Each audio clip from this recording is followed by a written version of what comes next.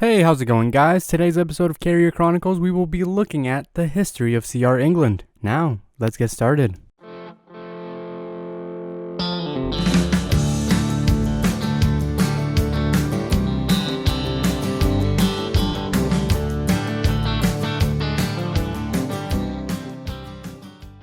The man behind the name was Chester Rodney England, hence CR England. He was born on a farm in Plain City, Utah in 1896. Shortly after turning 20 years old, he went off on a church mission in the South. When he returned home 30 months later, he turned to farming, but soon realized that he was not cut out to be a farmer. Soon after, he purchased his first Model T truck, and this was the beginning of his company, as he would haul farm products to the market. He found a ready demand for his service with farmers in Utah's Weber County and surrounding areas. In addition to produce, England began to haul milk for the Weber Dairy, starting his day at 4 a.m. to serve the dairy, and then would use his afternoons to transport produce to the market. As business started picking up, England expanded the territory he served and began to add trucks and drivers. However, within these 10 years of starting the business, the Great Depression hit. The US unemployment rate reached 25%, and those who were employed had their wages slashed. Chester's idea to save his business was to work harder and to work smarter. He avoided the kind of failure that so many families and businesses had suffered. Throughout the Great Depression, times were tough, but England stayed optimistic and taught his sons the value of hard work. The company survived through the 30s with hard work and determination. Those qualities continued through the 40s and World War II. After the US entered the war, Gene and Bill England served in the military. During this time, England maintained his small business by buying bananas in El Paso, Texas, and sold them in Utah. His trucks would then return to Texas with loads of potatoes and pick up more bananas. The business was prosperous enough that after his sons returned, England was able to buy his first diesel truck, a used 1940 Kenworth. Not too long after that, he bought a 35-foot trailer with one of the new mechanical refrigeration units in it. This would lay the foundation for future growth.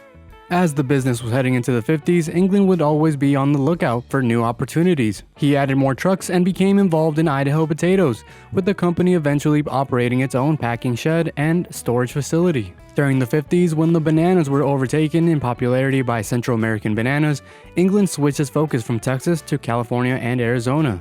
As the end of the 50s was around the corner, the company made its mark by becoming the first trucking operation to offer 72-hour coast-to-coast service. This 72-hour service allowed them to distinguish themselves from other trucking companies. There was no such thing as interstate highways at the time, so they made it happen on two-lane roads with undependable equipment. Because their customers were delighted and the new service proved so successful, a temporary office was set up to serve the Philadelphia area.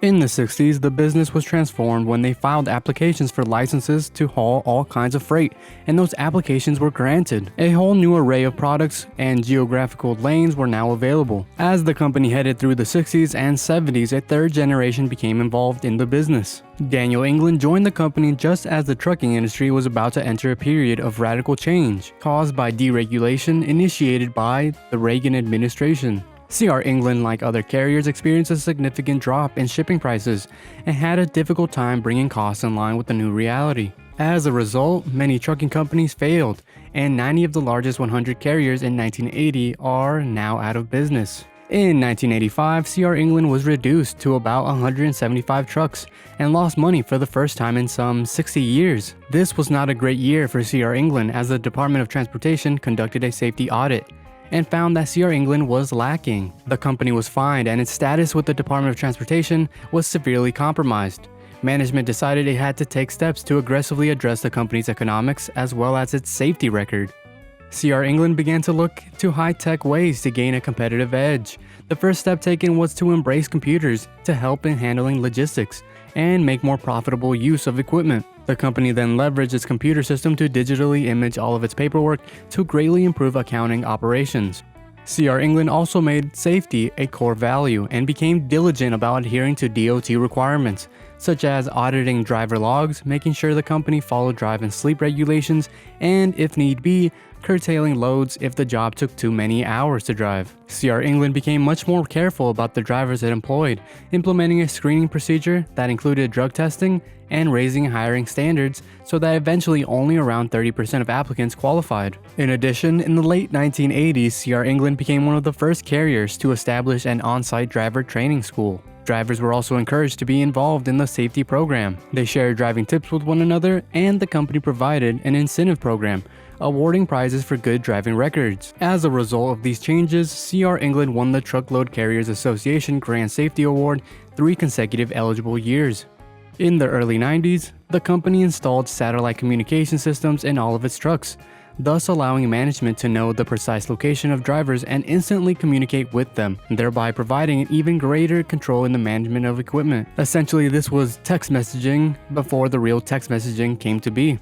As the decade moved along, CR England expanded in a number of directions. With the passage of the North American Free Trade Agreement, the company quickly began to ship to the Mexico border. CR England forged relationships with a number of Mexican carriers, who would take the trailers at the border and deliver them in their final destination in Mexico. CR England trucks in turn could pick up Mexican loads for delivery in the United States.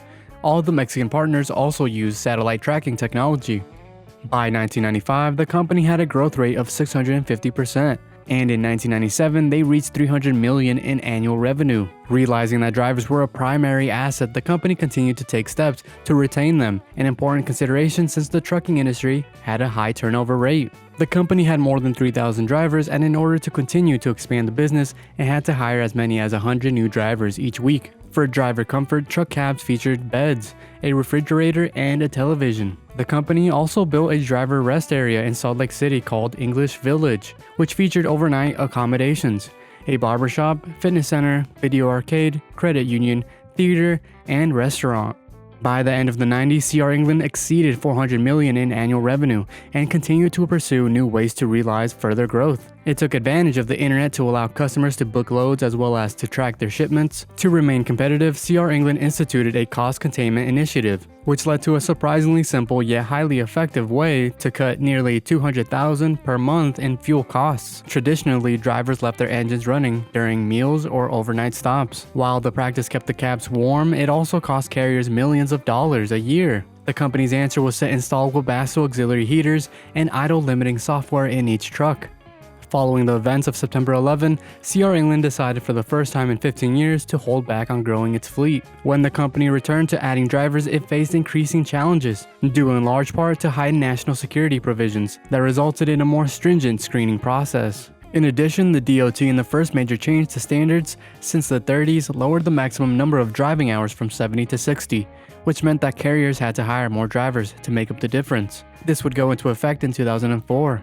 In 2002, the company formed 2 new value-added divisions, the Diversified Division to arrange shipping for companies that contract freight hauling, and England Transportation Consulting to offer a range of transportation management services. In December of that year, the Diversified Division expanded by acquiring one of its competitors, Wisconsin-based Service Transport Inc. In 2004, as the measures from the DOT went into effect, drivers were allowed to work 11 straight hours as opposed to 10. But they were now required to rest 2 additional hours between shifts. According to studies conducted by CR England, these rules were actually counterproductive, negatively impacting the driver's productivity by 5 to 10%. The company was worried that if lower productivity led to lower earnings, the driver shortage would grow even worse.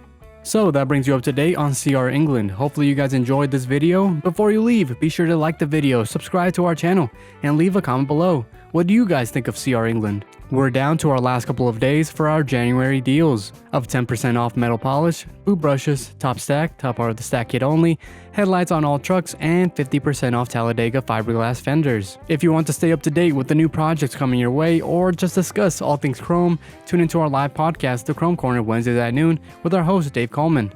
Thanks again guys for watching. I'll see you next time, and remember, if your rig don't shine, you don't know jack.